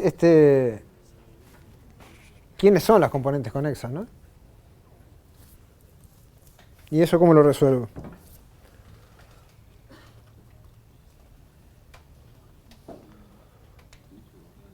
Puedes mandar como parámetro un conjunto vacío y cada vez vas agregando los vértices a medida que lo vas recorriendo.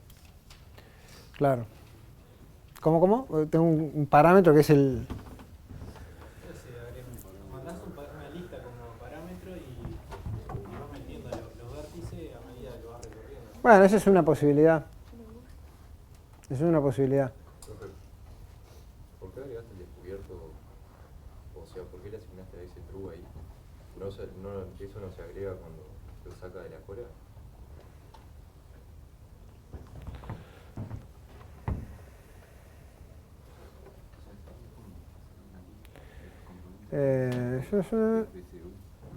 Sí, tenés razón, no sería estrictamente necesario.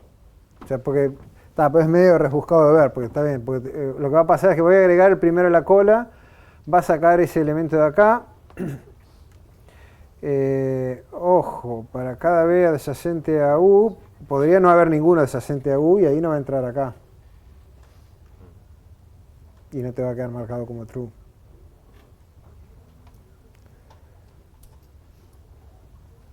¿Ven? Así que, no. Profe, ahí en descubierto, ¿dónde tendría que Sí, tenés razón, tanto U que al final me...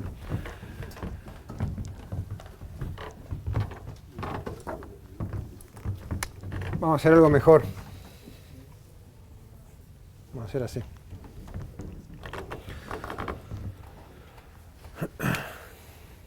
¿Cuánto tiempo lleva esto ahora?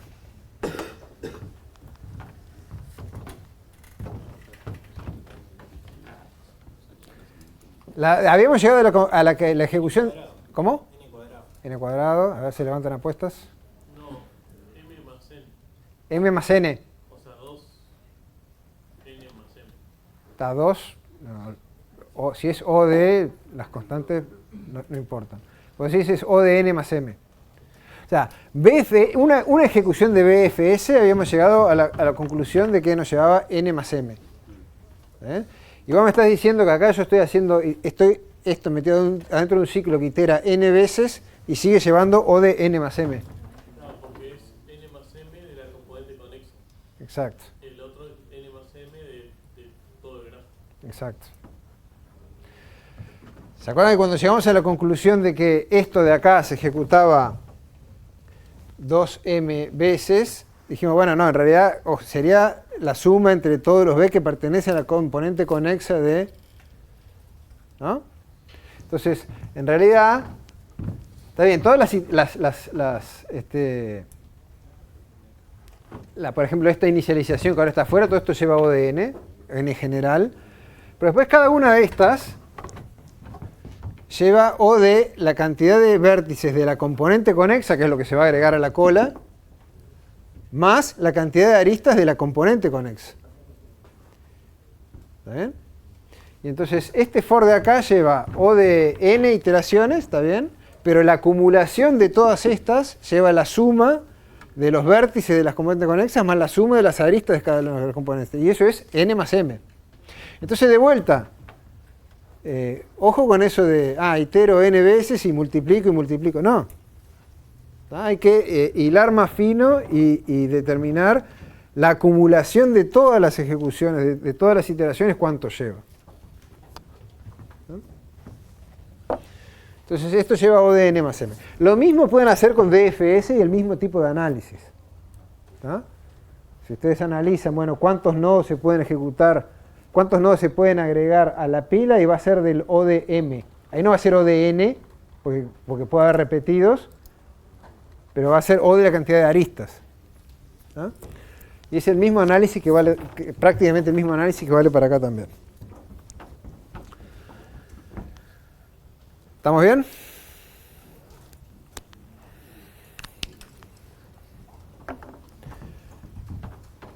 Estos dos algoritmos BFS y DFS en general los van a poder encontrar usados como herramientas adentro de algoritmos más complejos.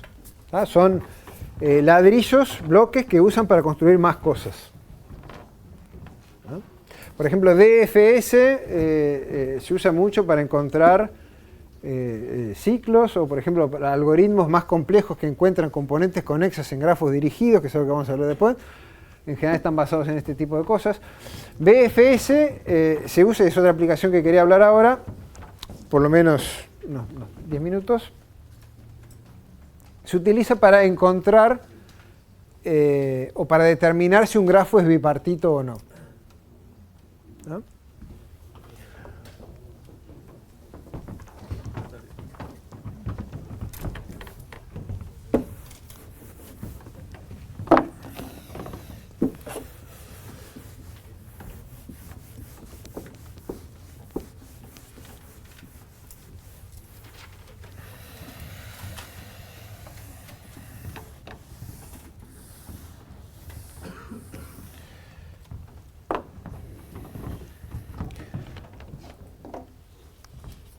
Un comentario adicional. Para descubrir quiénes son, para ir registrando quiénes son las componentes conexas, otra cosa que podría hacer es, en vez de tener un arreglo descubierto que es de booleanos, ¿ven? Lo que podría tener es un arreglo componente que me diga a qué componente pertenece cada vértice. ¿Ven? Componente, en vez de inicializar esos booleanos todos en false, inicializo todos los componentes en 0. Componente en 0 significa que todavía no fue descubierto, no pertenece a ninguna componente. ¿Ven? Y después, cuando yo itero ahí, en vez de marcar como descubierto simplemente en true, lo que hago es marcar componente como el número de componente actual. Y cada vez que paso a una siguiente iteración, incremento el número de componentes. Entonces me va a quedar, en vez de un arreglo de descubiertos, me va a quedar un arreglo que me dice cada vértice a qué componente pertenece. ¿No? Otra forma de implementar. Lo de la lista también podría caminar. Lo de grafos bipartitos que les comentaba recién. Grafos bipartitos, uno en general lo dibuja con los vértices en dos columnas, del uno y del otro. Ahí tiene la propiedad de que las aristas, todas las aristas conectan un vértice de una clase y otro vértice de otra clase. ¿Está? Un vértice de la izquierda con un vértice de la derecha. ¿Está? No puede haber ninguna arista que conecte dos vértices de este lado. ¿Está? Obviamente cuando está dibujado así, es fácil de ver en un grafo grande, y además hacer un algoritmo que no ve un grafo, puede ser más complicado identificar cuáles son los vértices que yo podría colorear, yo qué sé, en azul algunos, ¿está bien? Y en rojo otros. ¿Ah?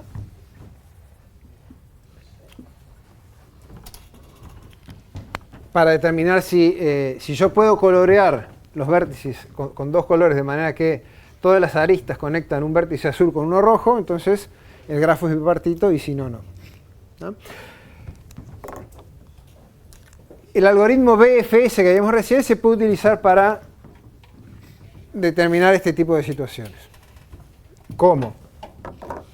Entonces agarran un vértice S,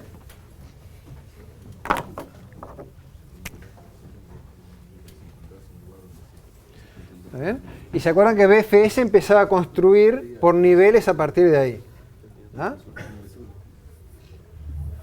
Entonces, a ese lo voy a colorear de algún color, el que les guste, digamos que lo colorean, yo que sé, rojo. ¿Ah? Ahora, lo que estoy seguro es que los que están en el siguiente nivel, en la recorrida BFS, que están a distancia 1, están todos conectados a ese directamente por aristas. Así que si a ese lo coloreé rojo, a todos estos los tengo que colorear azul. ¿Tá? Porque hay aristas que los conectan. ¿Eh? Lo que también sé es que estos a su vez están conectados con otros nodos.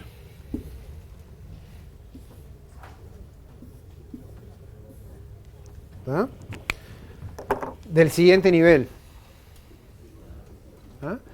Entonces, los que están en el nivel, si el nivel 1 lo coloreé azul, lo que estoy seguro es que el nivel 2 lo voy a tener que colorear rojo.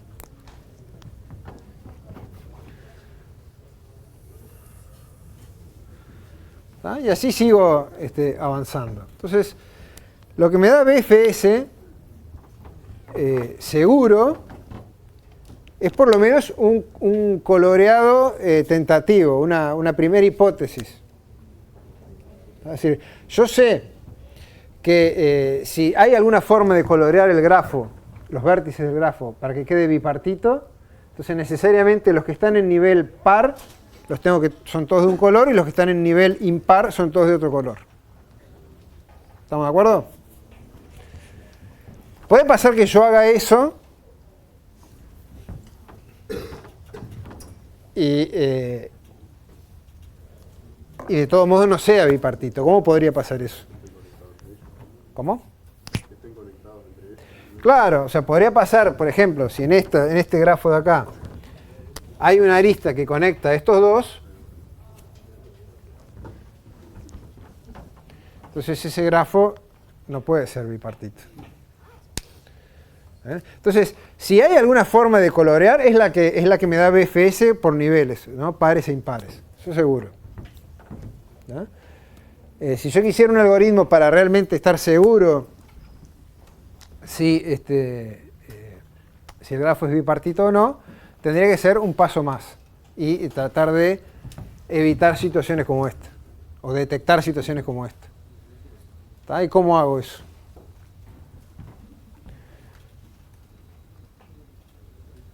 Cuando lo intentas colorear, te estás ahí ese está conectado al otro. Sí. Sí. También. Y lo pintarías azul. ¿Cómo decir? Porque vos, por ejemplo, este está conectado por dos lados, o sea que vos lo vas a ver como para visitar dos veces, pero este está bien, pues está conectado a dos que son del nivel azul.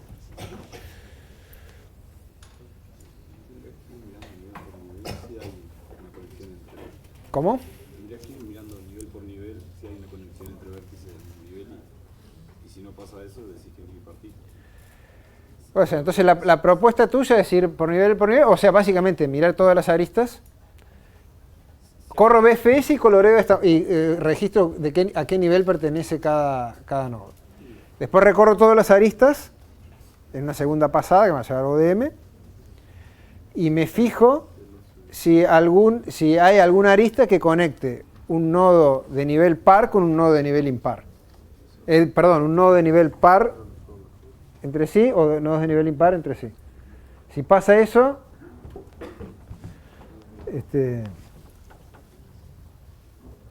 sé que el grafo no puede ser bipartito.